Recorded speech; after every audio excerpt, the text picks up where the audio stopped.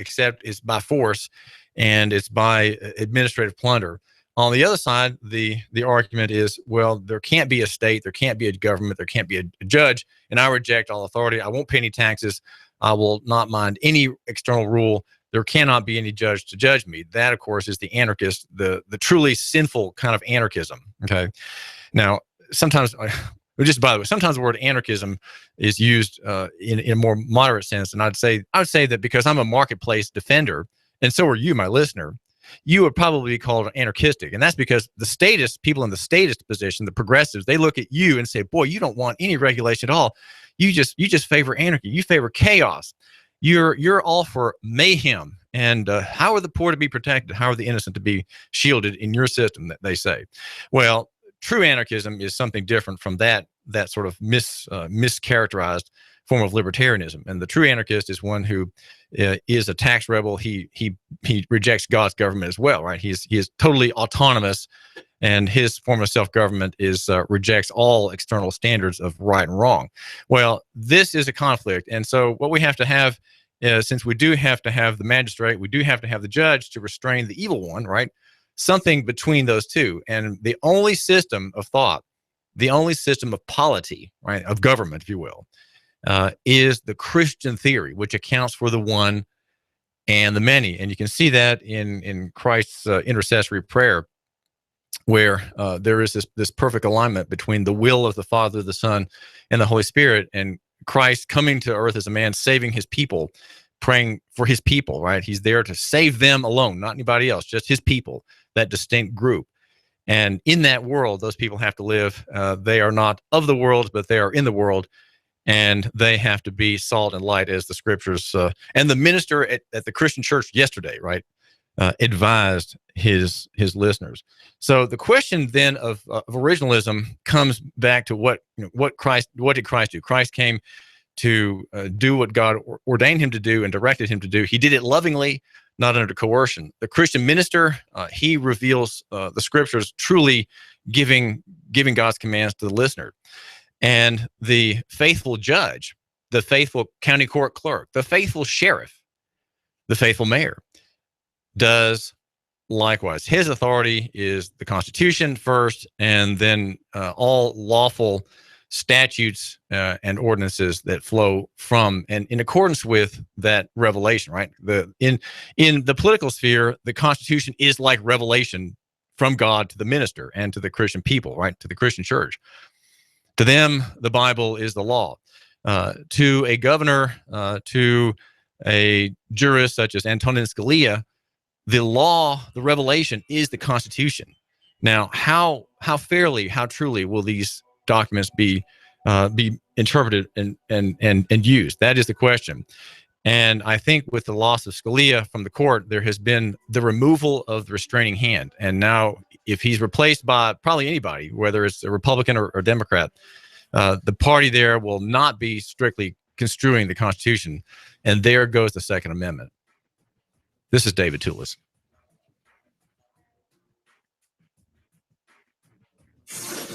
You give us 12 minutes and 40 seconds, we'll give you Chattanooga and the world. News Talk 1240.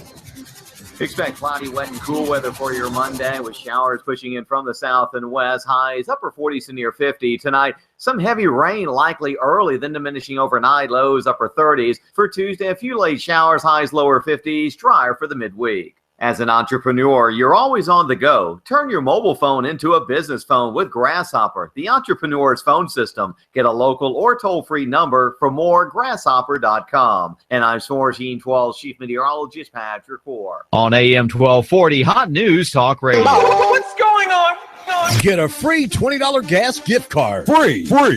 That's right. A free $20 gas gift card. Just tell Rick at Rick Davis Golden Diamonds on Brainerd Road you heard the offer on Hot News Talk Radio. A $20 gas gift card for free. When you tell Rick you heard it on Hot News Talk Radio. Buy or sell 30 grams of gold or 10 ounces of silver and get a free $20 gas gift card. It's the Valentine's Day sale at Rick Davis Golden Diamonds on Brainerd Road. 60, 70, 80% 20% off when you buy rings, pendants, bracelets, and necklaces. Cash, cash, cash, and more cash when you sell all week. Buy, sell, trade at Rick Davis Gold and Diamonds on Brainerd Road. Mention you heard this at Hot News Talk Radio and get a free $20 gas gift card. Free.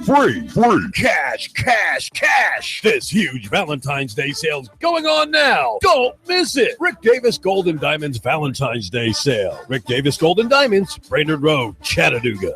Are you prepared? Do you have an emergency plan? Do you have the skills and mindset to survive a disaster? Now is the time to come to P5 Preparedness. We offer preparedness classes, supplies, and over 30 years of combined knowledge. P5 Preparedness, located on East Brainerd Road between I-75 and Gun Barrel. Look for the big Army truck. Call us at 423-602-2175. Do not wait. You need to get prepared today. Nobody knows what tomorrow holds. Get the skills and supplies you need or die waiting for help. P5 Preparedness.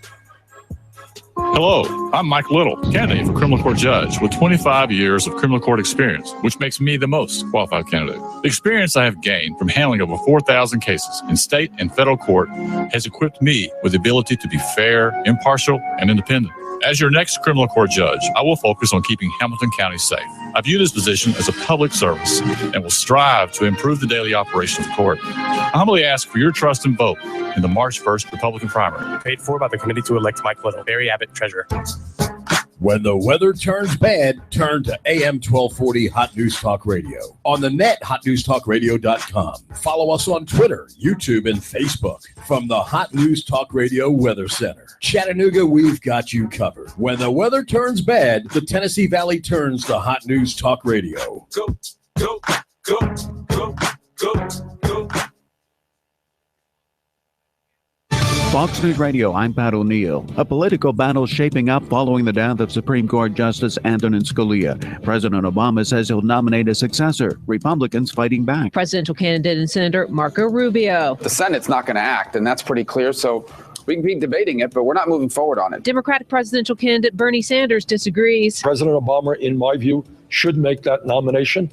I hope he does it as soon as possible. Senate GOP leader Mitch McConnell is urging Republicans to hold off on confirming a nominee until President Obama has left the White House. Fox News Radio's Rachel Sutherland. A Virgin Atlantic flight from London to New York had to turn back when a laser was shown into the cockpit. We have a medical issue with one of the pilots after a laser incident after takeoff, and we're going to return to Heathrow. Part of the cockpit recording. No one was hurt, but an investigation is underway.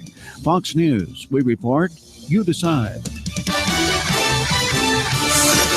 You give us 12 minutes and 40 seconds, we'll give you Chattanooga and the world. News Talk 1240.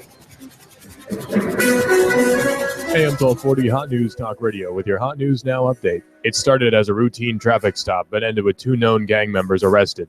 Police say a cop was walking up to the car he had just pulled over when it went into reverse and attempted to hit him. This then led into a long car chase going through many roads downtown. It ended with 2 arrested. Montrell Creighton, who's 17, was charged with aggravated assault with a vehicle, among other charges. And Darius J. Blackmore was charged with possession of drugs for resale, among other charges. A hazardous chemical spill at UTC caused problems for some students yesterday at the Engineering, Mathematics, and Computer Science building. The fire department responded and found pyridine, a flammable substance that also is an irritant. Fortunately, they managed to clean it up and only a quart was spilled. Hazmat teams took care of the situation. And police say a 56-year-old man was arrested in a Walmart after relieving himself near the alcohol and trying to stuff a package of trout down his pants. He's been charged with public intoxication and indecent exposure, among other charges. If it's going on in the Tennessee Valley, it's going on Hot News Talk Radio. You give us 12 minutes and 40 seconds, we'll give you Chattanooga and the world. News Talk 1240. Live from Chattanooga, Tennessee, it's Nooganomics with David Tulis.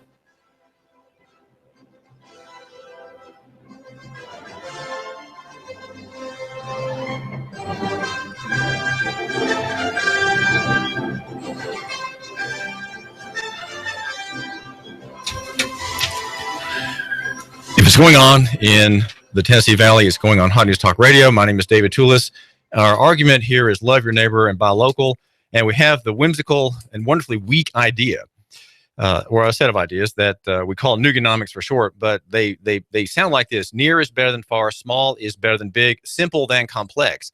And down in the footnotes where the fleas fight with scimitar and javelin, you have personal is better than corporate and physical than abstract. That is the summary of provincialism, if you will. I'm trying to be a provincialist, though I'm not born that way and not reared that way, and my life experiences are not rural and agricultural. I'm trying to figure out how to be a provincialist where somehow I have the vain notion that Chattanooga and Hamilton County are the center of the whole universe, and that all things that matter start here.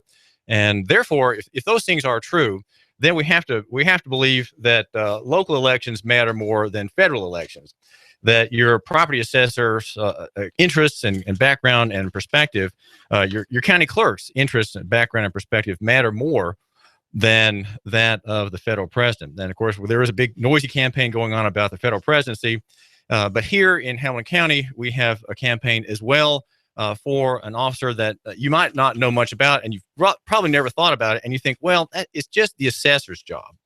It really can't matter that much. I mean, it is just an administrative job. It doesn't really require a lot of discretion, a lot of fine thinking, or even a lot of fine character. But to answer that question of whether that's true or not, we've got Marty Haynes here. He is a county commissioner. He's a bachelor politician, age 56, and is in the running for the assessor of Hamilton County position. Marty, why is the assessor job kind of an overlooked position? Why is it important? How is it a difficult job that really matters, and the results of which really matter for my listener? You're exactly right, David. It does matter to the homeowner in particular. You want to get the correct assessment. The assessor of property assesses every piece of property in Hamilton County, whether it's residential or commercial, and your taxes that you pay, your property taxes, are based off of that assessment that comes out of that office. So you want to make sure it's right. You don't want to be overcharged and the assessment be too high. You pay 25% of the value that your home is assessed. All right, so that's kind of a fact there. The tax that my listener pays on his property is based on 25% of the valuation. So the valuation is done by the assessor's evaluators, Staff. right? Yes, sir. Yeah, the staff that goes out to assess the homes. Yes. Well, how do they do their job? How is that a tricky job to do? Well, you want square footage. Real property is included also. So if you have a home, say in the Ottawa area, and you've got 5 or 6 acres, the real property is included as well as the structure, your home. Or if you live, in a condominium downtown, in a townhome or whatever, it is based on your value of your home. The ditch, the driveway, the trees, and yes, the real property is included as well. So you want to get the square footage right. You want to make sure that is right. So, and we found that if you're flipping a home or whatever, you may be coming in and the home, you've bought a home for investment purposes. You want to flip it, and you've got, you're making some upgrades, but you're being, you've gutted the home, and you're paying taxes still on the previous assessment. So there are a lot of things that factor into. Well, Marty Haynes, we know that you have a real estate background, because we're talking here just about structures and houses, but you call them homes. Yes. And that's because you're a realtor. Is that right? Well, I do have a real estate license. Let's be real clear. I just got it last summer, and it was okay. it was in preparation for this race. Due to the fact that, we've all bought homes, we've all sold homes or built a home in my case. But what you want to do is, I wanted to understand more of the process and how realtors think, because they use this office on a regular basis. When they're going to sell a home or they're going to list a home, they get the value or they get the footage from the assessor's office. That's where they get a lot of the information that they do when they're going to list your home.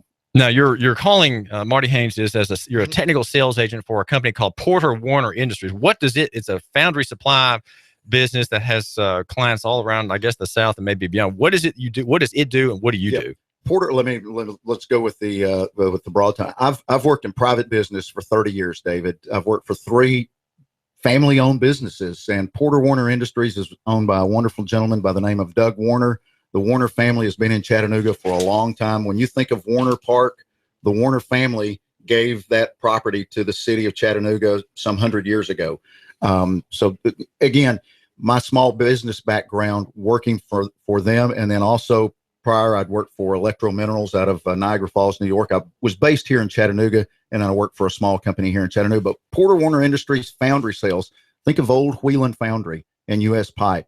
Foundry sales are foundries in America. We pour metal. I mean, that's what foundries do, and we sell to them. We sell a variety of products that go into foundries, whether it be chemicals, resins, sand, a lot of different things that go into manufacturing and pouring steel. And it is here's what we're seeing in our business, and we want to stay local, but when we look at things nationally, the amount of metal that is being poured on a manufacturing basis has stayed pretty constant. It's not increasing. So that's what we're looking at as far as manufacturing. The biggest taxpayer in Hamilton County is EPB, the Electric Power Board. Yes, it has a taxable assessed value of $393.4 million.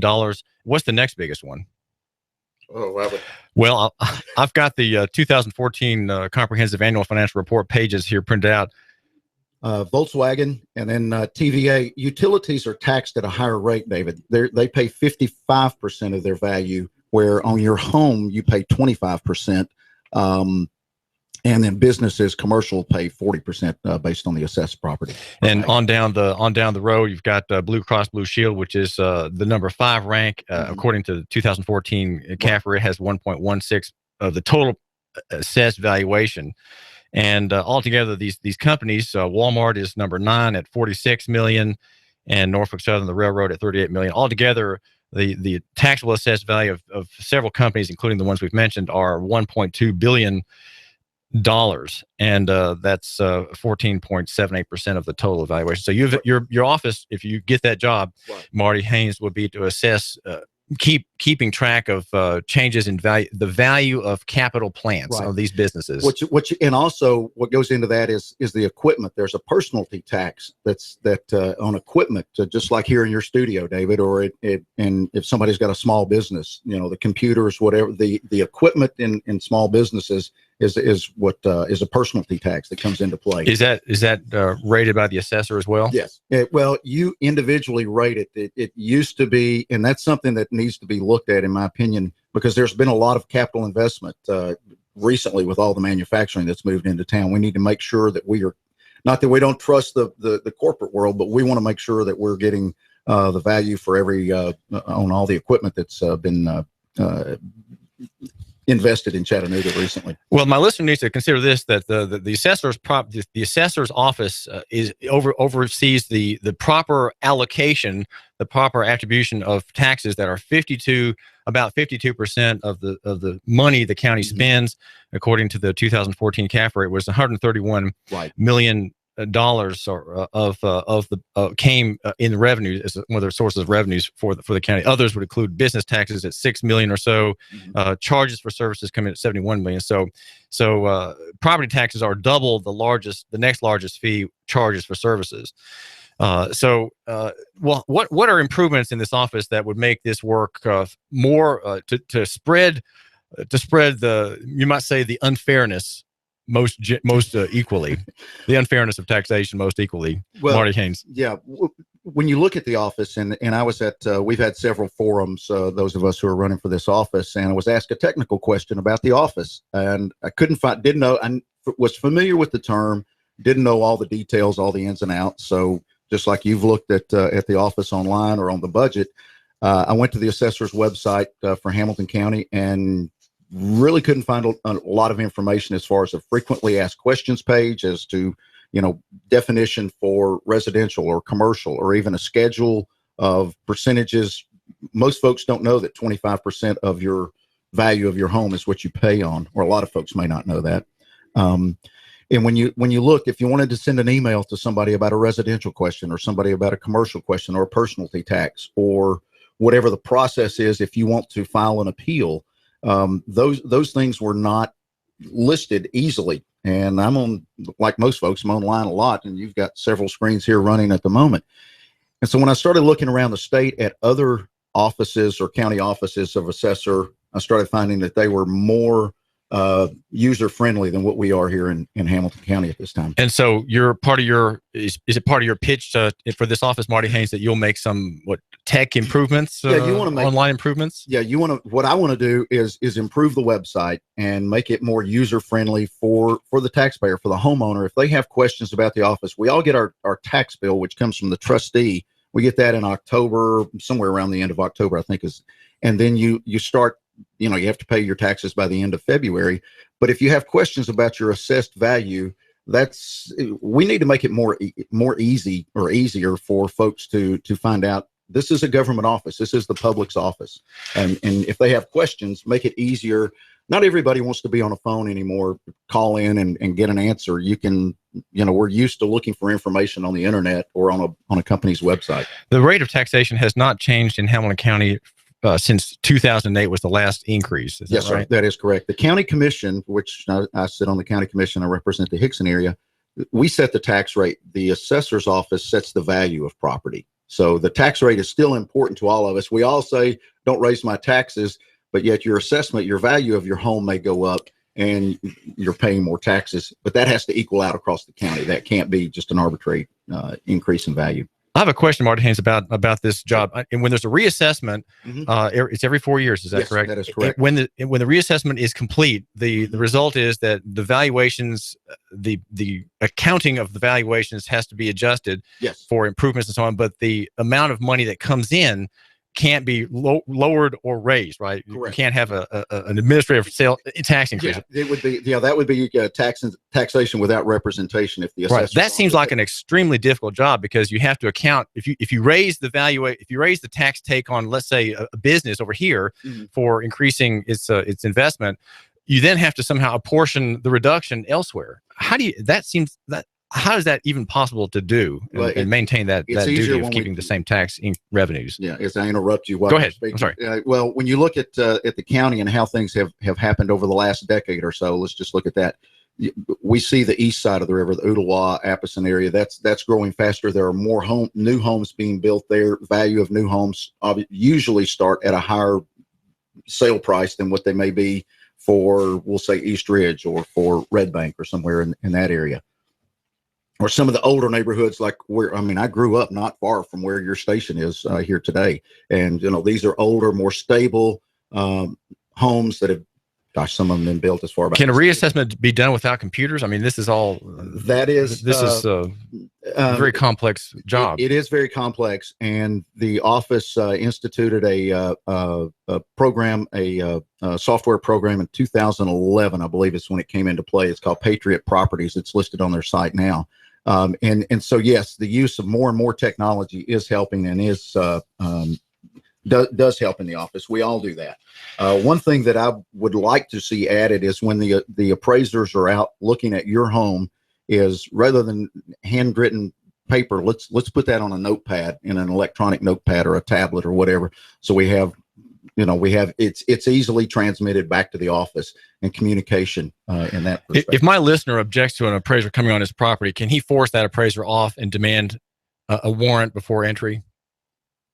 That's a good question. I would think yes. I mean, it's private property rights. They can probably make the assessment from the public street. I mean, they do measure maybe not specific houses, but they do want to get in a neighborhood or so. They want to measure some houses, so they could probably make your assessment for the most part sitting from the public street. The office is larger than other offices. The assessor has a compensation and fringe benefits cost of $3 million roughly.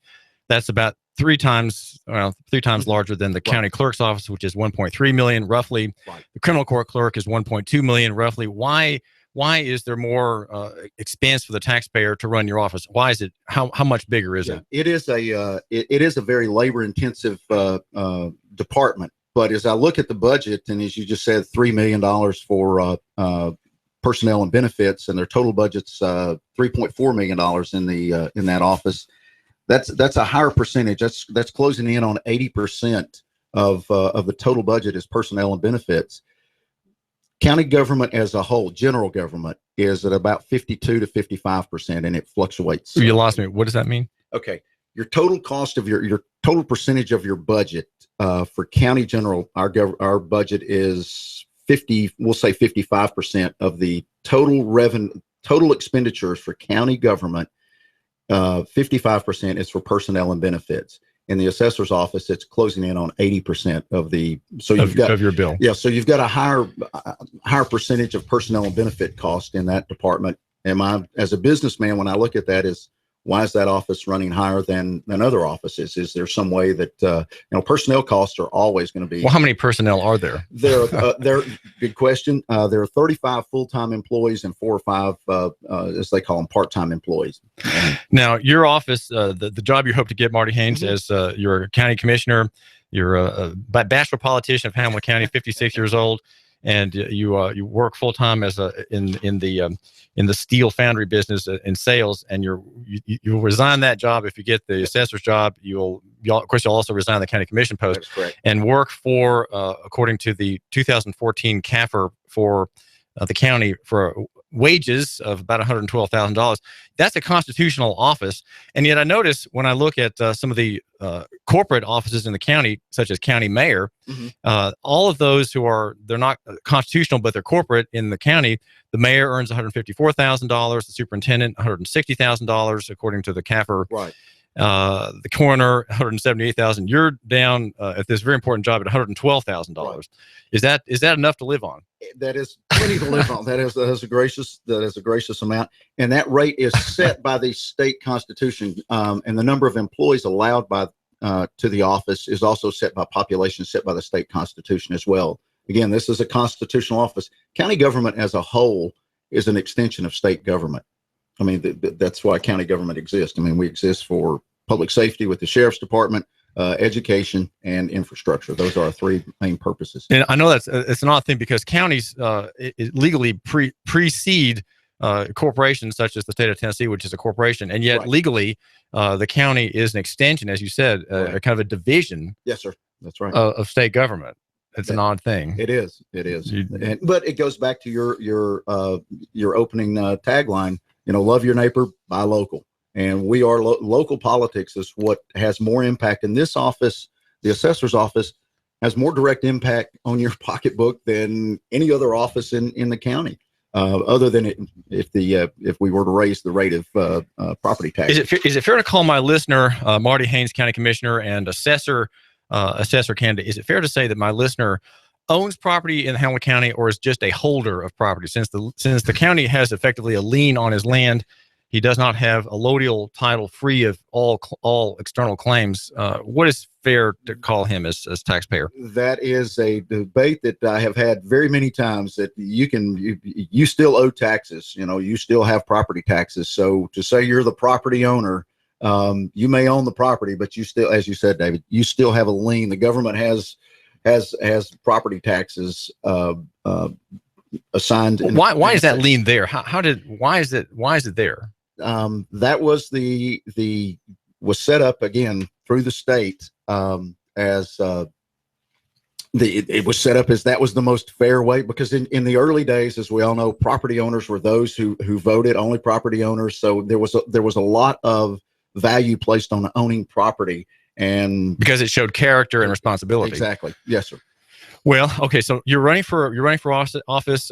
You have How can my listener find out more about your campaign? Sure. What's your website? And do you have events coming up the next day or two he might want to know about? MartyHaynes.com. MartyHaynes.com. It's pretty easy to find. I was surprised that I could get that because there's a radio DJ in Tampa, Florida that his radio name is Marty Haynes, but I was able to get that as well. Facebook, Marty Haynes for Assessor, Haynes. Pretty easy to find me there. You can contact me. I've not committed the campaign cell phone to memory, but 991-0670. 991-0670. This is David Tulis. We are at AM 1240 Hot News Talk Radio, the station that covers local economy and the free markets. And we've been talking with Marty Haynes, who's running for assessor in Hamilton County. Asked him some questions about his office, why he wants to have that office, and why it's really important. And our thinking is that these offices, while they may seem dreary and kind of dull, they really are worth your attention because, after all, we live here. And your vote for a dreary office such as assessor really matters more. And your interest in that work and what he does and how he accounts for his staff and his dollars matters a great deal. Your interest in what happens in Washington is far less valuable to you. Okay, so you give a lot of time listening to Trump and Bill Clinton's wife and others, and you think that's really informative and helpful to you. But I'd say that you might be better off looking at these local candidates. Marty Haynes, thanks for joining me. Hey, thank you, David. Enjoyed it very much. You're hearing Marty Haynes, running for assessor of Hamilton County. My name is David Tulis. We are brought to you by Eric Pelton, the numbers guy. Eric Pelton at 622-3156. That's 622-3156. I'm blowing everything up. We're starting over. I'm doing a new show. I want guys who push it to the middle of the table and go over the top. Take a risk, fail miserably. I'm right, and I'm not wrong, and I'll never back down. Conflict works. Allow it. It's The Herd with Colin Cowherd. Right here and everywhere. Noon Eastern. You give us 12 minutes and 40 seconds, we'll give you Chattanooga and the world. News Talk 1240. This is County Commissioner Marty Haynes, and I'm running to be your next assessor of property. As the only candidate with more than 30 years in private business and a proven conservative voting record, I have the right experience to lead this office. I have real-world business experience to solve problems. I'm not a government bureaucrat handpicked by the establishment. I will modernize the office and make it more responsive to your needs, not the government. Please vote for me, Marty Haynes, for assessor of property on March 1st. Paid for by the committee to elect Marty Haynes. Donnie Hutchison, treasurer. What are you going to get your sweetie for Valentine's Day? I'm going to Carter Shooting Supply. Carter Shooting Supply? That's right, Carter Shooting Supply. They're having a great sale on all of their guns right now, and it's name brands like Smith & Wesson, Ruger, Springfield, their AR-15s. They've got the hottest gun in the land right now, the Sky 9mm. Man, it comes in all the cool colors. If you're an Alabama fan, they've got crimson. If you're a big orange fan, they've got an orange one. You know, all the women are loving the pink one and Tiffany blue. Plus, it has a lifetime warranty replacement. If the gun is stolen, all you need is your police report or receipt, and they'll replace it free. It has a 60-day full money-back guarantee. That's Carter Shooting Supply. They're in Harrison right there at 6210 Highway 58. Are they online? Yes, they are. That's cartershootingsupply.com, or give them a call, 423-344-1099. Now, this sale's not going to last too long, so you need to hurry up and get there. And they do have a great indoor shooting facility. You can get your Tennessee handgun carry permit also. That's Carter Shooting Supply, 423-344-1099.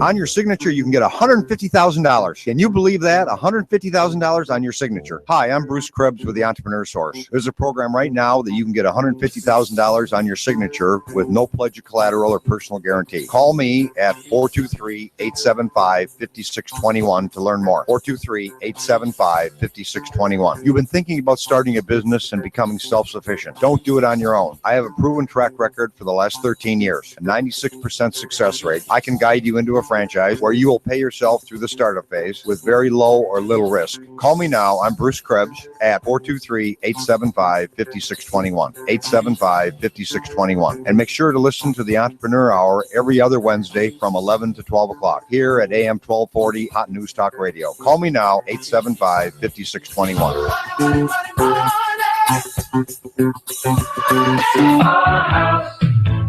In the middle of our street. Hi, I'm Sabrina with Sabrina Realty Associates. Now is a great time to sell your home. In our area, inventory is at an all-time low, which translates into higher sales prices. Call us today at 423-499-7780 to set up a free consultation and discuss our unique and aggressive marketing programs. We will provide you with a free market analysis to determine the right value of your home. Call us today at 423-499-7780 or visit our website at SabrinaRealty.com. In the middle of our street. You need a place for your party or maybe a wedding reception for 100 or even more. Maybe you'd like to host a small trade show for your business and you need a very affordable venue. Are you looking for a place for your birthday gala or services to start up a church? Look no further than the Hidden Gem in Hickson. It's an overlooked, newly appointed reception hall right here in Hickson, Tennessee. Big space, small price. That's right, big space, small price. Call Mr. Chu and ask for a tour. 316-7388. That's 423-316-7388. He'll tell you a lot more about the venue. Rent this venue today. Just call 423-316-7388 and ask for Mr. Chu. You give us 12 minutes and 40 seconds, we'll give you Chattanooga and the world. News Talk 1240. You want more business. You want to increase your bottom line. You want to spend less on advertising, imaging your business, and general expenses. You need Trade Bank. Trade Bank of Chattanooga. Trade Bank. Call now to get access to nearly 400 local businesses. Trade Bank. Call 877-2202. 877-2202. Trade Bank. You want to increase your cash flow, your competitive edge, attract new customers, and build a loyal customer base. You need Trade Bank of Chattanooga. Call right now. 877-2202. When you join Trade Bank, you'll get the benefit of free advertising in our monthly magazine, tradebank.com, emails, and mailouts. Join Trade Bank now and receive your Trade Bank debit card with trade credits to spend any way you want with our wide variety of Trade Bank partners. For almost 30 years, Trade Bank has been your voice for small business, a member of the American Bankers Association, and in good standing with you. Trade Bank of Chattanooga. Call now for a free consultation, 877-2202. That's 877-2202. Trade Bank of Chattanooga. Get $10 off a screen repair. Mention Hot News Talk Radio. If you have the DTs, the shakes, because your phone is on the fritz, you have nomophobia. You need help. Your telecom doctor is in. Cell Surgeon at Northgate Mall. Get $10 off a screen repair. Mention Hot News Talk Radio. Cell Surgeon yanks open the ribcage of your phone, pries out the dead heart, and puts in the beating life that you lead on your cell phone. Get $10 off a screen repair. Mention Hot News Talk Radio. Broken screen, phone not charging, water damage, battery given out. Cell Surgeon at Northgate Mall next to Old Chicago Pizza. Get $10 off a screen repair. Mention Hot News Talk Radio. Check us out on Facebook. Open Sunday. Cell Surgeon. We bring your phone back to life. Get $10 off a screen repair. Mention Hot News Talk Radio. Yeah. No. Charge! Get back there, you dang Yankee!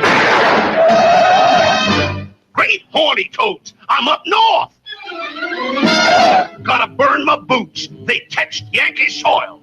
Lay down your arms! You give us 12 minutes and 40 seconds, we'll give you Chattanooga and the world. WSDT Sunny Daisy, Chattanooga.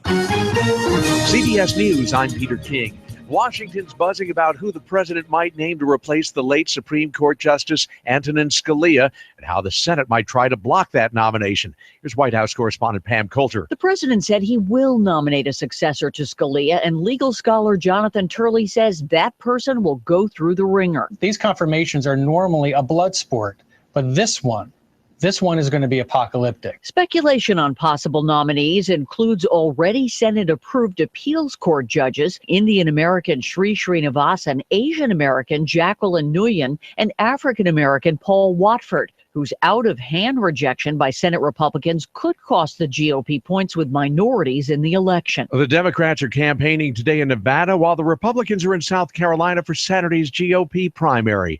CBS's Stephen Portnoy is in Greenville. South Carolina put George W. Bush on the path to the presidency when he beat John McCain in a vicious GOP primary here 16 years ago. Now Bush returns to the trail to campaign for his brother as Donald Trump goes after Jeb and W. Pointing to 9/11, Trump now argues it's a myth that the former president kept the country safe. In northern Syria, rescue workers are looking for survivors after 2 airstrikes that hit a Doctors Without Borders clinic and a school. Spokesman Sam Taylor says at least 7 people were killed, with 8 staff members missing and presumed dead. It's now a pile of rubble. There's nothing going to bring that hospital back. We're incredibly upset about our Syrian colleagues who are incredibly dedicated, who are lying under this rubble. It's been cold, and now it's turning messy in the mid-Atlantic and Northeast. Winter storm warnings are up for several areas. National Weather Service meteorologist Patrick Burke says that could mean a foot of snow. On the backside of the system where it does remain cold, we are expecting significant snows from eastern Ohio through parts of northwestern Pennsylvania into the Buffalo, New York area. The president's in Rancho Mirage, California, hosting a summit of Southeast Asian leaders. CBS's Margaret Brennan. This is focused on building economic ties between the U.S. and many smaller Asian nations who feel competition from China growing as an economic behemoth in their own backyard. The Pope goes to Mexico's least Catholic state today. From Mexico City, CBS's Adrian Bard on why he's was there. The main purpose of this part of the trip is for the Pope to meet face to face with some of these indigenous people and to show the support of the Catholic Church at a time when many of them are changing to Protestant religions. The Pope will also be near the southern border. That's where tens of thousands of Central American migrants cross into Mexico, heading to the U.S. A scare aboard a Virgin Atlantic flight from London to New York. After a laser flash from the ground, the pilots turned the plane around and landed safely back in London. This is CBS News.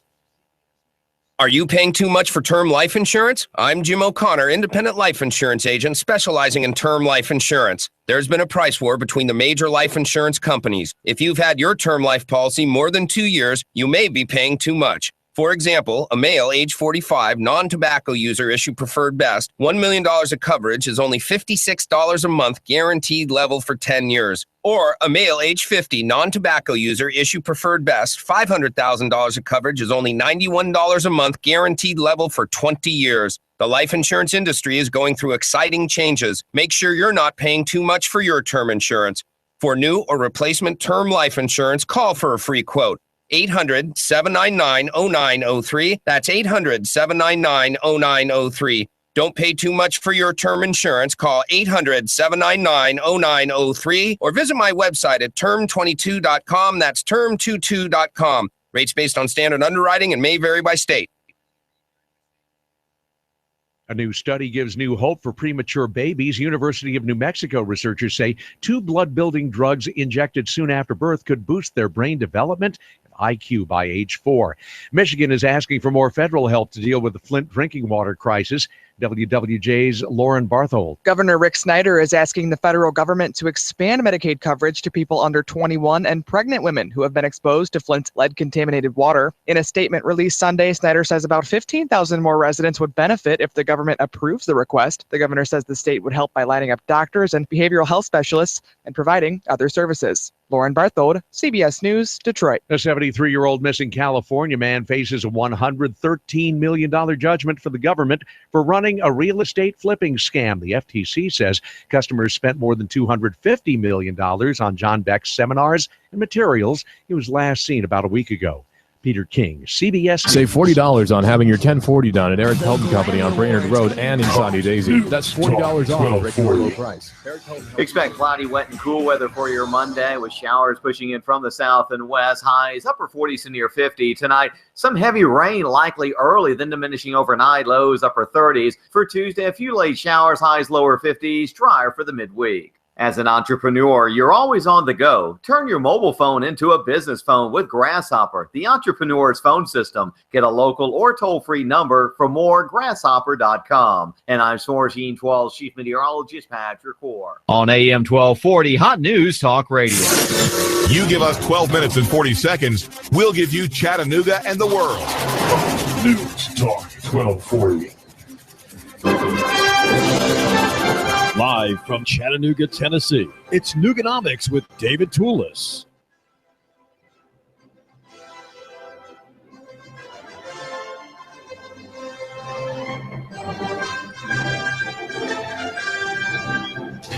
With the death of Antonin Scalia, the originalist, strict constructionist judge in the federal high court, there is one more loss of restraining hand against the American people. The problem is that there is a kind of willfulness in law, willfulness in policy, in the operation of the state, in which the attack against the common man, against his property rights, against his constitutional rights, goes on unabated.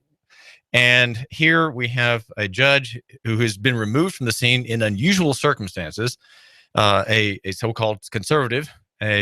He was a devout Roman Catholic, a Christian, and one who believed, I would say probably in the theory of natural law, which arises from the doctrines of Thomas Aquinas and others, which is it's close to biblical law. It's close to the idea of the Ten Commandments, but not really close enough, and has created a kind of subjective-oriented Roman Catholic jurisprudence, which we can say it's conservative, but to a point. Okay, it's to a point, and it's not strictly constitutional.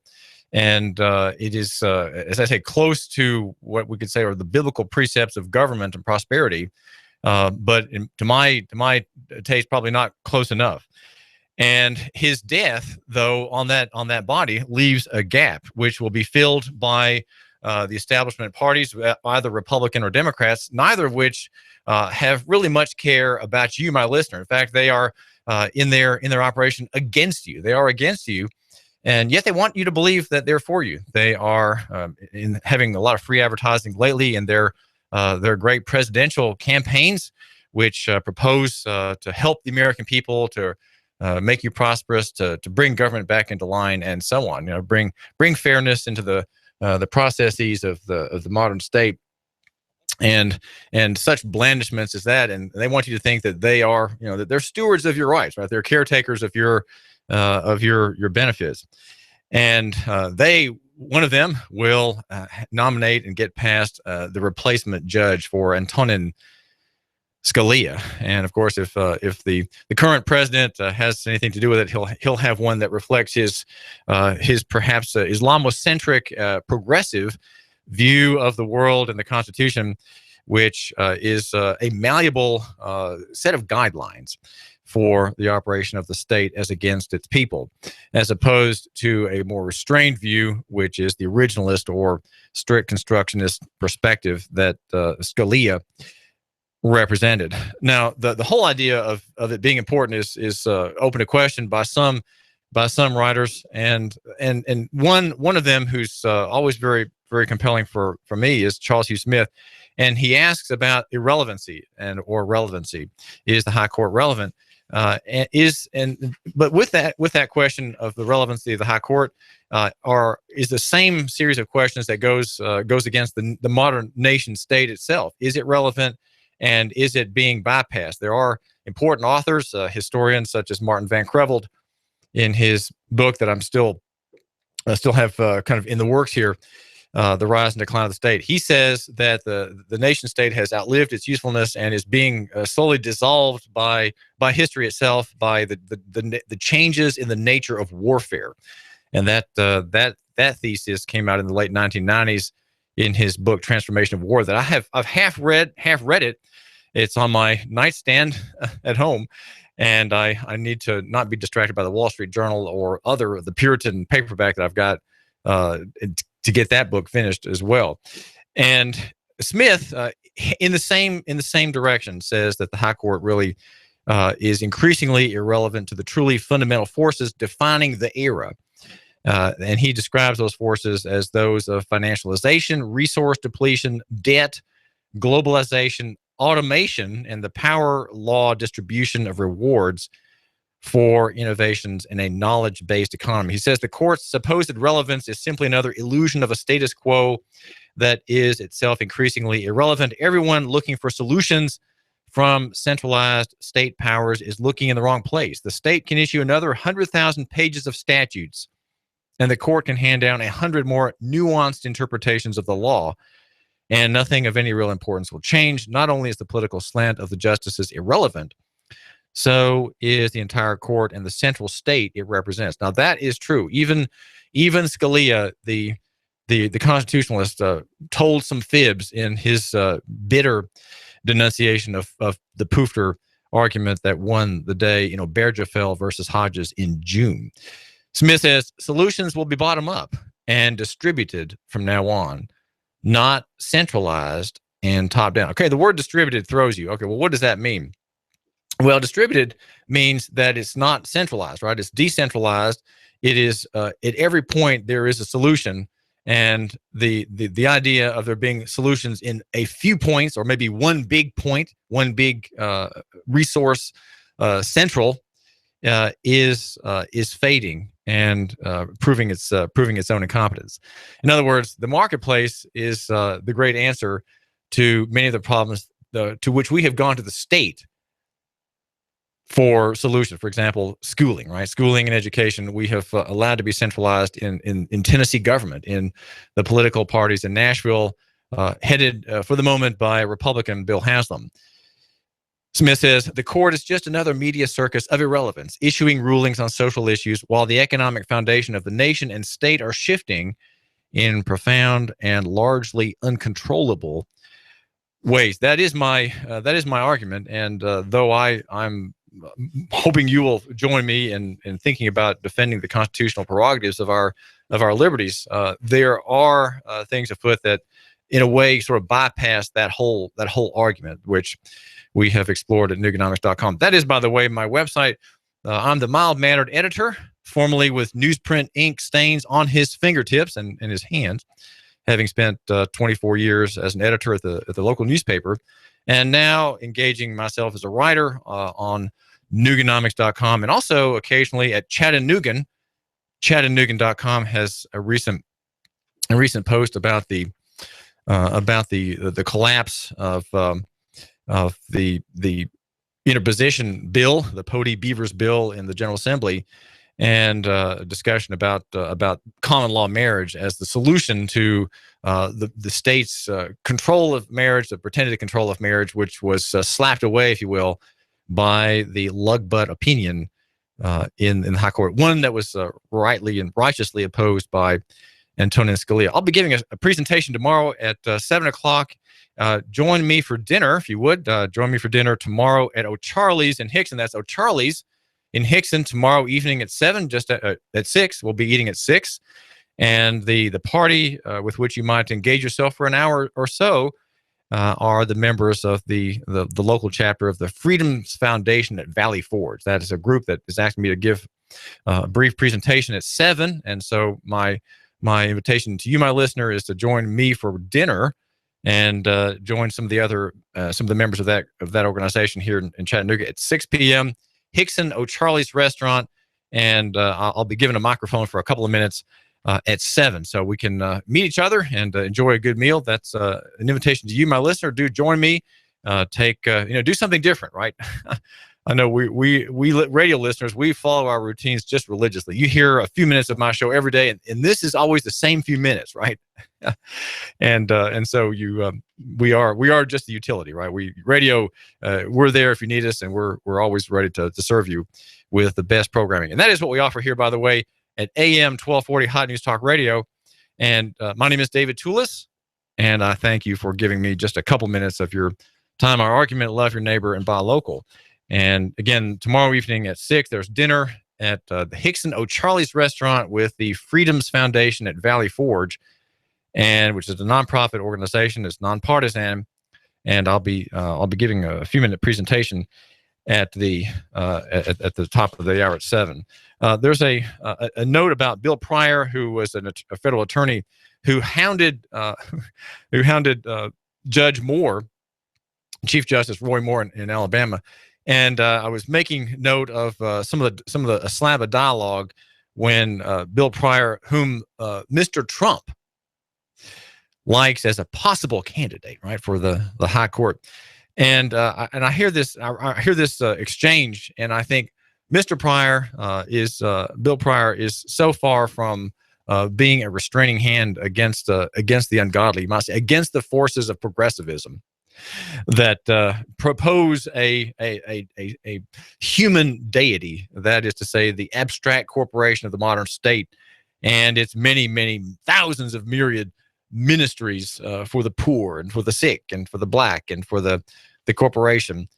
There's Mr. Chief Justice, and your understanding is that the federal court ordered that you could not acknowledge God. Isn't that right? Moore, yes, Pryor. And if you resume your duties as Chief Justice after this proceeding, will you continue to acknowledge God as you have testified that you would today? That's right. No matter what any other official says. Absolutely, Judge Moore says. Absolutely. Let me clarify that. Without an acknowledgement of God, I cannot do my duties. I must acknowledge God. It says so in the Constitution of Alabama. It says so in the First Amendment of the United States Constitution. It says so in everything I have read. So, and here Bill Pryor interrupts him. The only point I'm trying to clarify, Mr. Chief Justice, is not why, but only that, in fact, if you do resume your duties as Chief Justice, you will continue to do that without regard to what any other official says. Isn't that right? Well, I'll do the same thing this court did with starting of prayer That's an acknowledgement of God, Chief Justice Moore says. Now, we did the same thing that justices do when they place their hand on the Bible and say, "So help me God." It's an acknowledgement of God.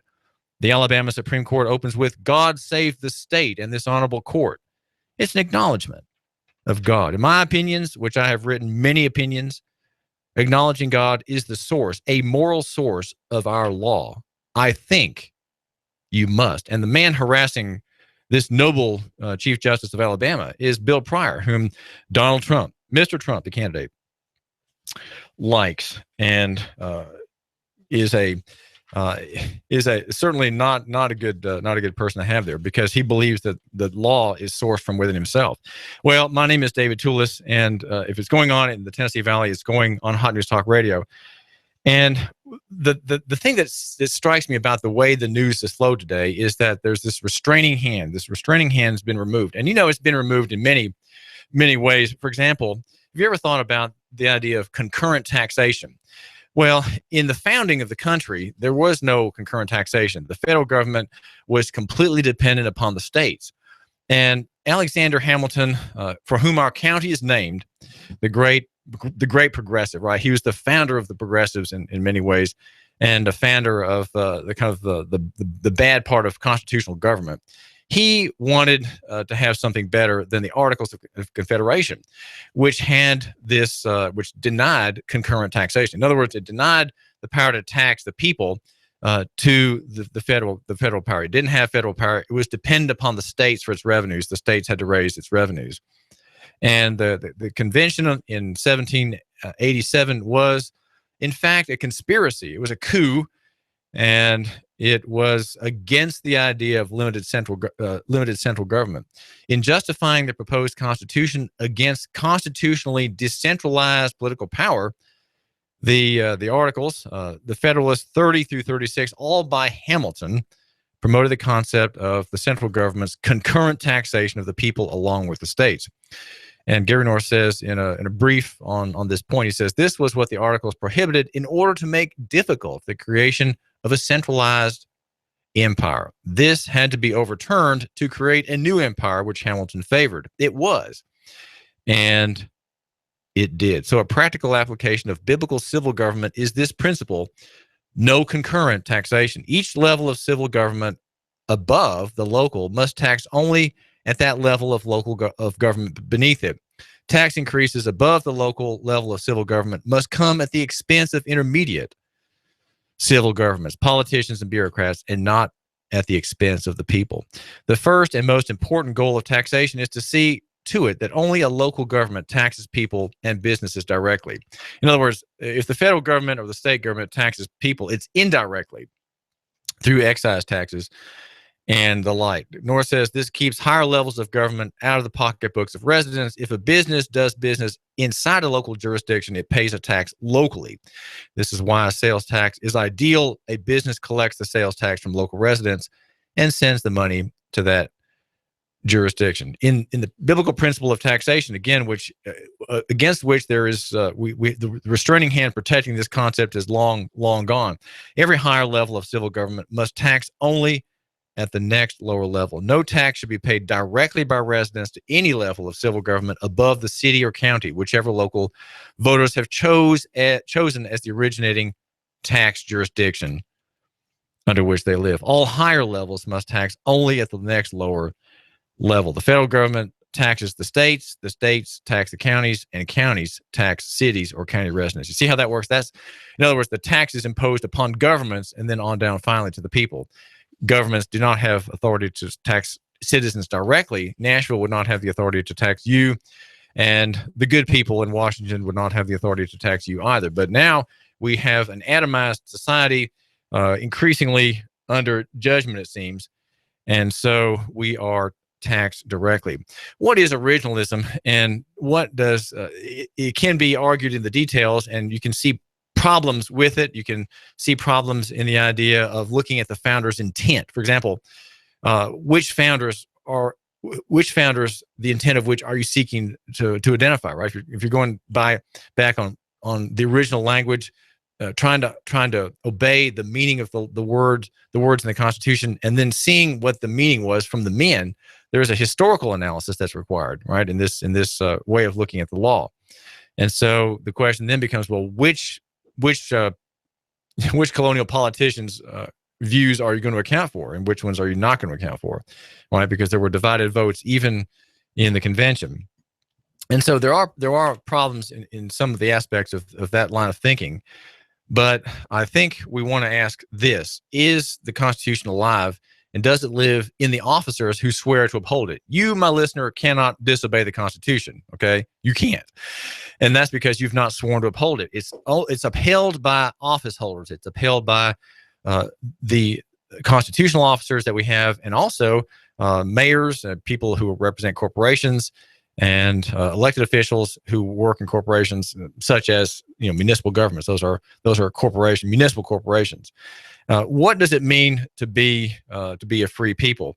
Well, it means that the constitutional provisions which outline a negative area, that those limits are respected, and that the state, the government, that the magistrate is given a negative job, right? You might say a night watchman job as opposed to a caretaker job. If you have the state as night watchman, he restrains his positive actions, and he considers only negative actions. That would be taxation, say maybe a capitation tax of some kind. That would be criminal courts, right, or civil courts where disputes are settled, or in criminal courts where the wicked are held to account. And if they're engaged in a capital offense, their lives are quickly extinguished. That is what criminal courts are supposed to do, and no more. Right? The magistrate, the judge, the state, if you will, is not the caretaker. It is the watchman, protecting the people and their assets, their lives, from marauders, from attack, from rapists, murderers, inflationists, and thieves, and the like. Those are. It's a very limited job, but of course. We don't have that view today, and that is the Minority Report. But it is the analysis by which you can judge what's happening in the national economy, and the end of all such schemes of centralization. I would say that there are important parts of our Tennessee Constitution, for example, which would ban certain activities today. For example, in the Bill of Rights in Tennessee, Section 22 says, perpetuities and monopolies are contrary to the genius of a free state and shall not be allowed. Well, do you know how many monopolies there are and how many cartels there are? Well, what's in view here is not just cartels started by companies and businessmen, but cartels that run within the state itself. And I would say, for example, that some of these are executive agencies run by, in our day, Governor Haslam. For example, there's a case that I've been covering in Lawrenceburg, Tennessee, about Arthur J. Hirsch. He is being oppressed criminally for exercising the right to travel by a monopoly and a perpetuity, which is to say the Department of Safety, which has authority under the Commercial Driver's License Act, founded in 1936, to regulate commerce, right? To regulate commerce on the roads. Well, it didn't. When that law went into effect and that agency was created, it didn't extinguish or deny or delete or obliterate anyone's constitutional rights, legally speaking. Now, I think it did practically, but legally it didn't. And so what's happening now with the oppression of all travelers in this state, and in which the case, by the way, is promising an appeal. There will be an appeal notice filed tomorrow, according to the defendant. There is a warfare against the free people of the state, and very few people challenge or resist these false claims. But this defendant, a devout Christian, by the way, will be appealing his conviction on 4 counts, 3 of them relating to the commercialization of the road under a state perpetuity, under a state monopoly, forbidden in the Constitution. Well, this is David Tulis. I do thank you for giving me a couple of minutes of your time. We're brought to you by Superior Air Systems, and also Chuchi Barbecue, the best place to get your barbecue sandwiches, the best place to have some catering done at your next event. Call Choo-Choo. You give us 12 minutes and 40 seconds, we'll give you Chattanooga and the world. News Talk 1240. Expect cloudy, wet, and cool weather for your Monday, with showers pushing in from the south and west. Highs upper 40s to near 50 tonight. Some heavy rain likely early, then diminishing overnight. Lows upper 30s. For Tuesday, a few late showers. Highs lower 50s. Drier for the midweek. As an entrepreneur, you're always on the go. Turn your mobile phone into a business phone with Grasshopper, the entrepreneur's phone system. Get a local or toll-free number for more, grasshopper.com. And I'm Source 12's Chief Meteorologist Patrick Hoare. On AM 1240, Hot News Talk Radio. Are you prepared? Do you have an emergency plan? Do you have the skills and mindset to survive a disaster? Now is the time to come to P5 Preparedness. We offer preparedness classes, supplies, and over 30 years of combined knowledge. P5 Preparedness, located on East Brainerd Road between I-75 and Gun Barrel. Look for the big Army truck. Call us at 423-602-2175. Do not wait. You need to get prepared today. Nobody knows what tomorrow holds. Get the skills and supplies you need or die waiting for help. P5 Preparedness. Hello, I'm Mike Little, candidate for criminal court judge with 25 years of criminal court experience, which makes me the most qualified candidate. The experience I have gained from handling over 4,000 cases in state and federal court has equipped me with the ability to be fair, impartial, and independent. As your next criminal court judge, I will focus on keeping Hamilton County safe. I view this position as a public service and will strive to improve the daily operation of the court. I humbly ask for your trust and vote in the March 1st Republican primary. Paid for by the committee to elect Mike Little. Barry Abbott, Treasurer. Sky Aerial Services uses advanced drone technology to give you a better perspective and depth of your property and project. We offer aerial photography and video for your business, farm, home, or advertising campaigns, as well as editing services to complete the experience. Call us at 423-521-0284 and see how we can help you tell your story about your business, property, or project. We work with real estate professionals, both commercial and residential, developers, engineer inspectors, surveyors, ad agencies, auto and boat dealers, mapping services, insurance inspectors, corporate marketing, charity events, weddings, and photographers. Our consultation is free. Call 423-521-0284. That's 423-521-0284, or visit our website, skyaerialservices.com. Sky Aerial Services. The sky is our limit. When the weather turns bad, turn to AM 1240 Hot News Talk Radio. On the net, hotnewstalkradio.com. Follow us on Twitter, YouTube, and Facebook. From the Hot News Talk Radio Weather Center. Chattanooga, we've got you covered. When the weather turns bad, the Tennessee Valley turns to Hot News Talk Radio. Go, go, go, go, go, go.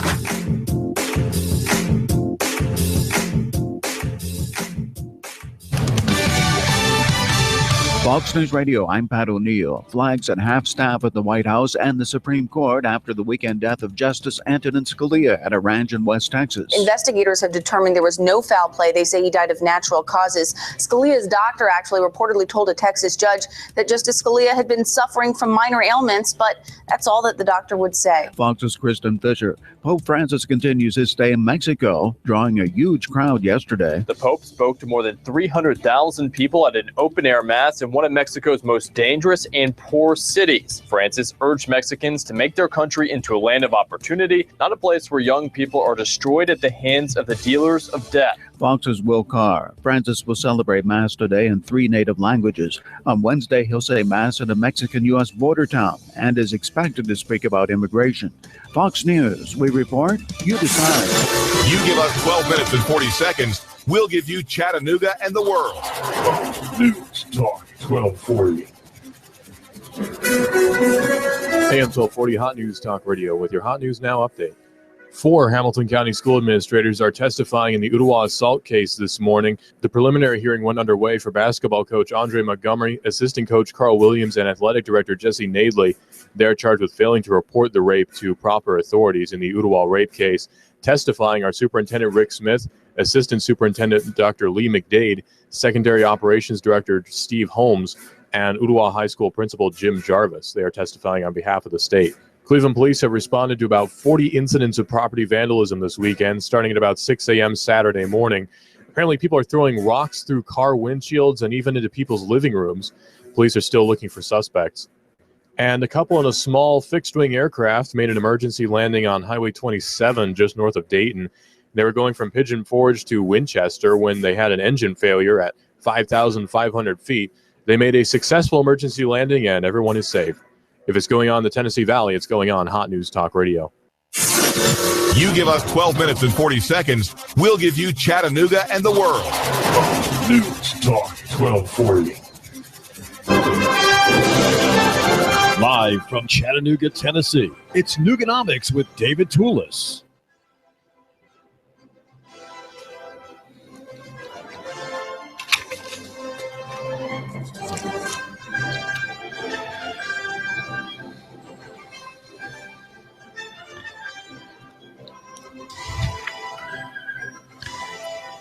What does a progressive say about the following provision in the Tennessee Constitution? And what would someone like Antonin Scalia say about it? It's near the back of the document, and it says, the Declaration of Rights heretofore prefixed is declared to be a part of the Constitution of the state and shall never be violated on any pretense whatever, and to guard against transgression of the high powers we have delegated, we the people, we declare that everything in the Bill of Rights contained is accepted out of the general powers of the government and shall forever remain inviolate. So what does that mean? The word accepted means cut out from, right? Like an excise tax is cutting out a tax from something that exists, right? An excise tax is a shaving off of the government's money from a transaction in some kind of activity. Yet here we have that there's a Bill of Rights, and it contains all the rights. This is the Bill of Rights, of course, are at the beginning of the Constitution. They're the first claims of authority that the people keep to themselves. They do not delegate to the state government or to the government those rights in the way of powers, right? Because whenever the state gets a power from the people, those people yield a right for it to operate that power, right? Your state's powers come from the yieldings of the people. And the great conflict through all time has been if people grant rights through a constitution or grant powers through the Constitution, to what extent has the state or the government gone beyond its warrant, right? Gone beyond the grant of power given by the yielding of rights by the people as a whole, right? Through their representatives and through the constitutional process. Here we declare that everything in the Bill of Rights is accepted out of the general powers of the government. In other words, cut out from the general powers. The government has powers, it has general powers, and cutting out from those powers that we have granted elsewhere are the Bill of Rights, and those rights shall remain inviolate forever. In other words, they cannot be violated ever under any pretense whatever. That any pretense whatever also contained in the language of the Tennessee Constitution. Now, the question is are these things true, and can they be relied upon, or are they false? Most people assume that they're false, and they're not even aware that these provisions exist. And there are many provisions that are the substance referred to in that passage. For example, Section 7 of Article 1 makes reference to general warrants. The people shall be secure in their persons, houses, papers, and possessions from unreasonable searches and seizures, and that general warrants, whereby an officer may be commanded to search suspected places without evidence of the fact committed, or to seize any person or persons not named whose offenses are not particularly described and supported by evidence, are dangerous. In other words, general warrants are dangerous to liberty and ought not be granted. So we have a right that's protected in many ways still in our state by the government against state actors who would like to have general warrants. In fact, when you go under probation, it's demanded of you to avoid jail that you sign on the form a general warrant that you allow a search of your property at any time. So at 3 a.m, a SWAT team can come in, wreck your house, and say, "Well, didn't find anything," and leave. That is done, of course, to political enemies. We do have political prisoners in Tennessee. There's a man about to become a political prisoner, according to an interview he gave me yesterday, or Saturday, and that is Arthur J. Hirsch, the free driver, the free range driver, right? The free range user of the road, facing probation and fines that he cannot possibly pay, being a poor laborer.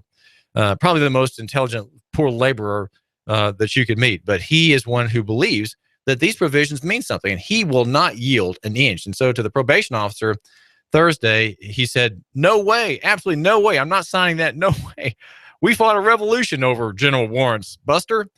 And the officer with whom he dealt in Lawrence County was respectful and sympathetic, and even allowed his mugshot to be taken without his social security number being placed under his chin there in the little placard. That was another staffer did even better than covering over it. She marked it out with a black marker so that it was illegible. Mr. Hirsch says that no, that number does not belong to him. He does not have one. That number came from police files or police database searches formerly connected with him, but he does not have one by virtue of the remedy of rescission of agreement, declaring a mistake when he was a boy filling out the application form to get the slave number, if you will. And the number that was proposed to be under his face in the mugshot was not his. He refused to be photographed with it, strenuously protested, and somehow convinced a sympathetic set of deputies in Lawrence County to agree to his mugshot without the number. Well, what about the printing press in Section 19? The printing press shall be free to every person to examine the proceedings. And it goes on to say, all indictments for libel, and in all indictments for libel, the jury shall have a right to determine the law and the facts. You hear that? The law and the facts under the direction of the court, as in other criminal cases. So here we have the jury rights provision, the jury nullification provision in the Constitution. Do we believe we have that, or do we not believe it? Are we going to let a judge tell us that we have that right, or do we simply assert it quietly as necessary, noisily if we can or have to, saying we have a right? What about the ban on perpetuities and monopolies in the Tennessee Constitution?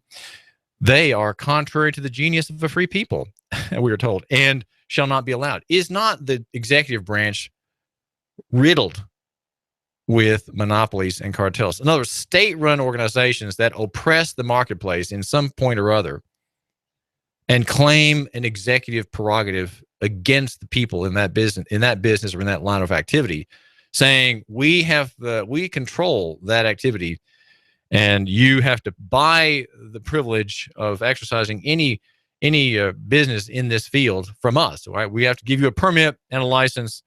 That is what a monopoly is, where the player, by force of law, controls the marketplace and does not allow, in his pretense, right, in his pure pretense, pure bluff, does not allow the marketplace with bright people in it, just like you, my listener, just like you, does not allow you to do what you want to do.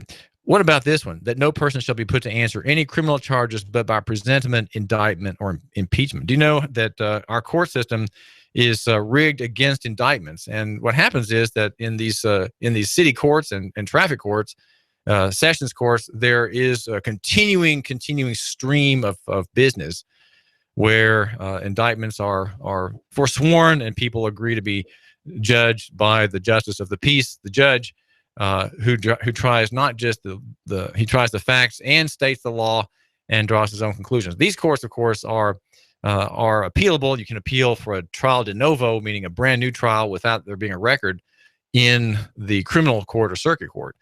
But much is done there to avoid having to indict people. Think if everybody demanded to be indicted, you would have a terrific slowdown of the business, the skimming economy of the modern court system at the lowest level. The informal procedures where the defender's office routinely, kind of a factory mode, makes plea bargains and dispatches of cases, putting people out into the marketplace with blotches on their records, right? Criminal cases, they're found guilty by consent. No trial takes place. The prosecutor doesn't have to do his job. And we have one more person with a blot on his record. And if he's a black man or a black woman, well, that person is going to have an impossible time finding work. We have the poorest people, white and black and Hispanic and Oriental, the poorest people, those who are most ground down by courts. The government is instituted for the common benefit we're told, the doctrine of non-resistance against arbitrary power and oppression is absurd, slavish, and destructive of the good and happiness of mankind. Does that mean anything? Well, I think it does. But it doesn't if you don't believe it, okay? And it's an odd thing that law, we think law is objective, it touches everybody. And yet, if you don't believe that you have those rights, you don't. And if you do believe you have those rights, you do. And you gain the respect of the officer. That's what happens. The officer said, oops, I can't stop this person and start interrogating him through the open window because he's asking me a bad question. The question is, why are you detaining me and am I free to go? Or just, are you detaining me and am I free to go? Well, if you're not free to go, then you're being detained. There has to be at that point knowledge, an articulable suspicion in the officer's mind as to why you're being stopped. There is no such thing as warrantless stops, warrantless searches. Okay, there has to be a warrant or reasonable suspicion. That's a much weaker standard, but it is still some slight thing that we have. The state has left us to keep, right, in our defense, and so the right exists if you believe it does. And so law at this point is subjective. There are people who don't have any rights at all. They do not know that they exist. They cannot defend them. Even people who are doing things that you'd think would require them to bone up on the law just a little bit, right? People who are doing things that are illegal, right? People in the narcotics business, how many mules they have engaged who know nothing about their rights, who are stopped on the side of the road and yield, 10,000 kilos or, $1 million worth of narcotics, profiting some gang boss in Colombia. Well, the innocent, though, are the ones who need these rights and who need to know how to assert them. You, my listener, are the innocent man, right? The good and innocent man. So it behooves you to have some sense of what Scalia would call originalism, that we could also call, in general, very general terms, strict constructionism of the Constitution. And Scalia, who is now gone from the scene, will probably be replaced by someone who has a more progressive, more supple way, perhaps, of viewing these rights.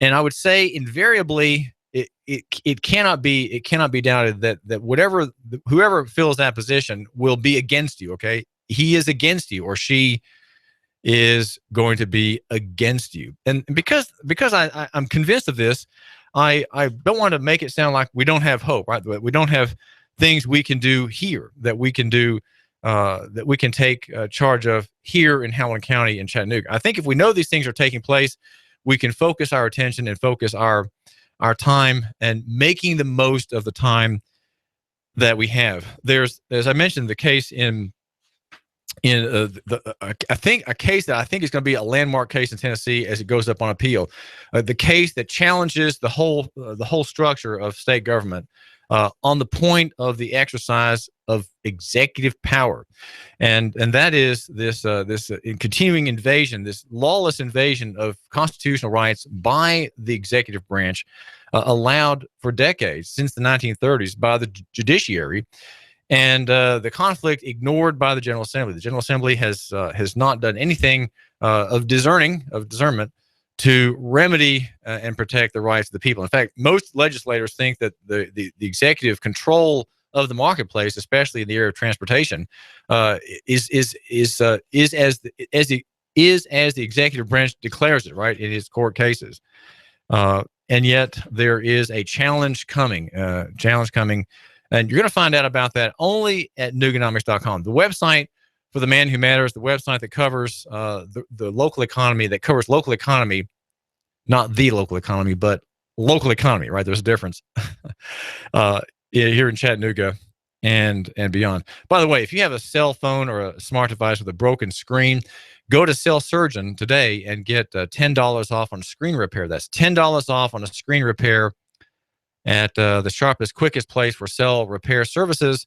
And it's in Northgate Mall, right next to Old Chicago's Pizza on the front side of the mall. It's open on Sunday. The number is 668-0100, 668-0100. $10 off on a screen repair. Just ask for that. That'll be Adam Disbrow's way of knowing that you are my listener here at AM 1240 Hot News Talk Radio. We're online at hotnewstalkradio.com. And you can hear all of our live shows through the TuneIn app. Hear Russell give the binary analysis at 11 on your smartphone. And you do that by getting the TuneIn radio app. And we have a furious Twitter feed, one that melts the wires and help all of our listeners and our advertisers on that medium as well. We think that near is better than far, small better than big, simple than complex, and also we disagree with the establishment, right? With the Trumpian, Clintonian establishment that says that corporate is better than personal, and that abstract is better than physical. I would say no. I'd say that physical is way better than abstract. There's a story in the Wall Street Journal about the gold market, and the coming crisis is for the moment putting a little bit of interest in the gold markets.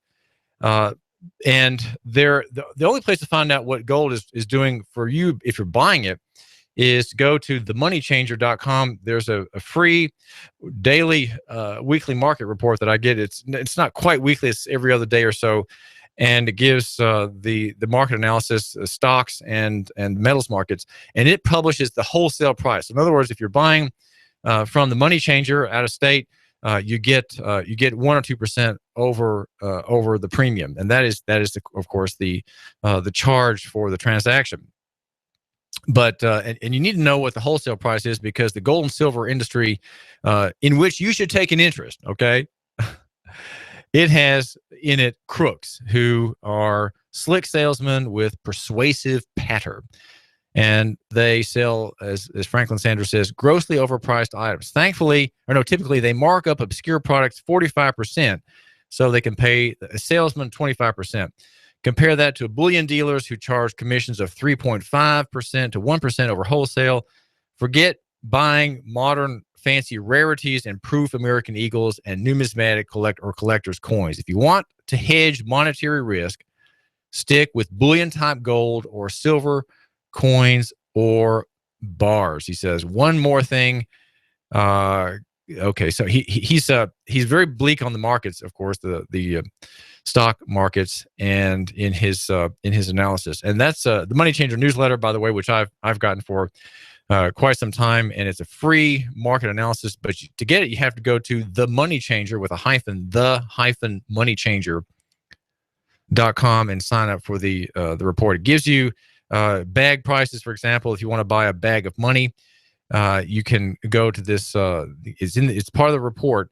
Let's see what a bag of money costs. A bag of $1,000 is $12,870. So it's about a 13-to-1 ratio, paper money versus lawful money. Morgan.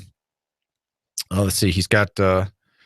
He's got American Eagles are about $18 or $17 or so. That's if you buy 200 ounces minimum, about $18 a coin. And these are his one of those prices. They ask for the bid is his price to you if you buy it.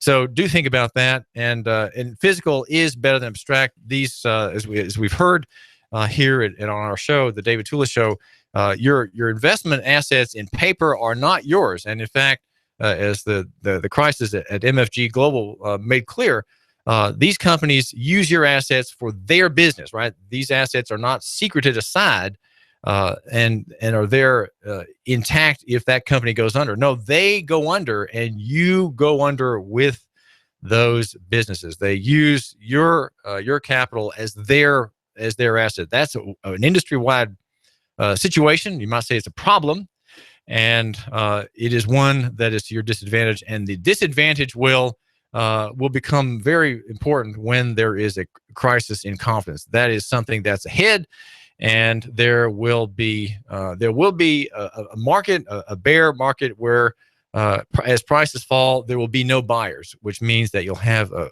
virtually vertical line there on your Google Finance chart if you watch on that day. What happens. One word to the wise before today's market: never forget that gold and silver are severely undervalued from a historical from the centuries standpoint, and that even at these low prices, the physical gold and silver markets are tiny. Okay, it's a tiny market. The door into gold and silver is simply too low and narrow to accommodate great crowds. When everybody tries to walk through at once, some get crushed, some get left out, and some get nothing. Witness the 2008 panic, he says, when silver premiums shot up to 50% and more over melt, and deliveries on silver and gold stretched out 8 weeks or more. Mercy's silver deliveries were delayed during 5 months this summer and fall, stretching out for as long as 12 weeks to get your order. Product is not there. Smelting capacity is not there. Dealer network is small. Don't expect to wait till some crisis hits to buy your gold or silver. That is something to think about.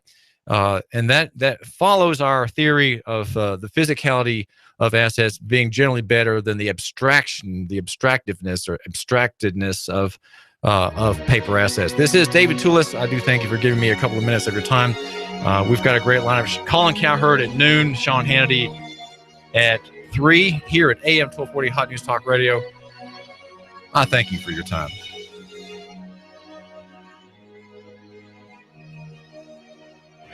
I'm blowing everything up. We're starting over. I'm doing a new show. I want guys who push it to the middle of the table and go over the top. Take a risk, fail miserably. I'm right, and I'm not wrong, and I'll never back down. Conflict works. Allow it. It's The Herd with Colin Cowherd. Right here and everywhere. Noon Eastern. You give us 12 minutes and 40 seconds, we'll give you Chattanooga and the world. News Talk 1240. What are you going to get your sweetie for Valentine's Day? I'm going to Carter Shooting Supply. Carter Shooting Supply? That's right, Carter Shooting Supply. They're having a great sale on all of their guns right now, and it's name brands like Smith & Wesson, Ruger, Springfield, their AR-15s. They've got the hottest gun in the land right now, the Sky 9mm. Man, it comes in all the cool colors. If you're an Alabama fan, they've got crimson. If you're a big orange fan, they've got an orange one. You know, all the women are loving the pink one and Tiffany blue.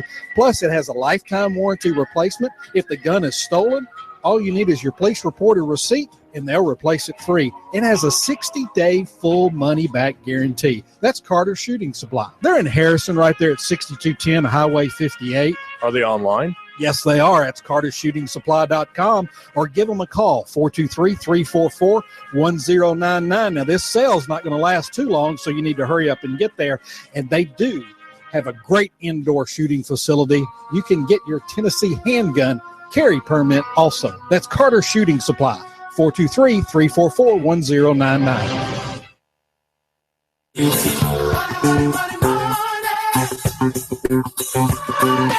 On your signature, you can get $150,000. Can you believe that? $150,000 on your signature. Hi, I'm Bruce Krebs with the Entrepreneur Source. There's a program right now that you can get $150,000 on your signature with no pledge of collateral or personal guarantee. Call me at 423-875-5621 to learn more. 423-875-5621. You've been thinking about starting a business and becoming self-sufficient. Don't do it on your own. I have a proven track record for the last 13 years, a 96% success rate. I can guide you into a franchise where you will pay yourself through the startup phase with very low or little risk. Call me now. I'm Bruce Krebs at 423-875-5621. 875-5621. And make sure to listen to the Entrepreneur Hour every other Wednesday from 11 to 12 o'clock here at AM 1240 Hot News Talk Radio. Call me now, 875-5621. In the middle of our street. Hi, I'm Sabrina with Sabrina Realty Associates. Now is a great time to sell your home. In our area, inventory is at an all-time low, which translates into higher sales prices. Call us today at 423-499-7780 to set up a free consultation and discuss our unique and aggressive marketing programs. We will provide you with a free market analysis to determine the right value of your home. Call us today at 423-499-7780 or visit our website at SabrinaRealty.com. In the middle of our street. You need a place for your party or maybe a wedding reception for 100 or even more. Maybe you'd like to host a small trade show for your business and you need a very affordable venue. Are you looking for a place for your birthday gala? or services to start up a church, look no further than the Hidden Gem in Hickson. It's an overlooked, newly appointed reception hall right here in Hickson, Tennessee. Big space, small price. That's right, big space, small price. Call Mr. Chu and ask for a tour. 316-7388. That's 423-316-7388. He'll tell you a lot more about the venue. Rent this venue today. Just call 423-316-7388 and ask for Mr. Chu. You give us 12 minutes and 40 seconds, we'll give you Chattanooga and the world. News Talk 1240.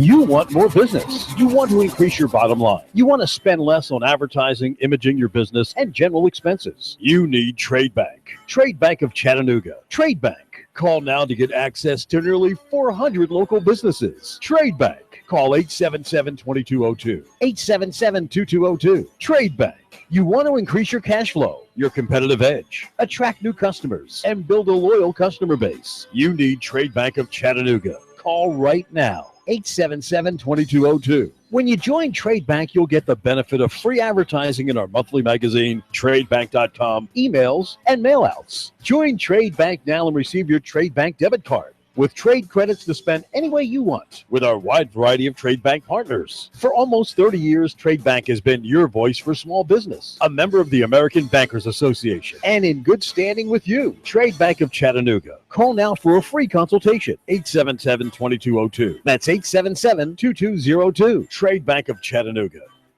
Get $10 off a screen repair. Mention Hot News Talk Radio. If you have the DTs, the shakes, because your phone is on the fritz, you have nomophobia. You need help. Your telecom doctor is in. Cell surgeon in North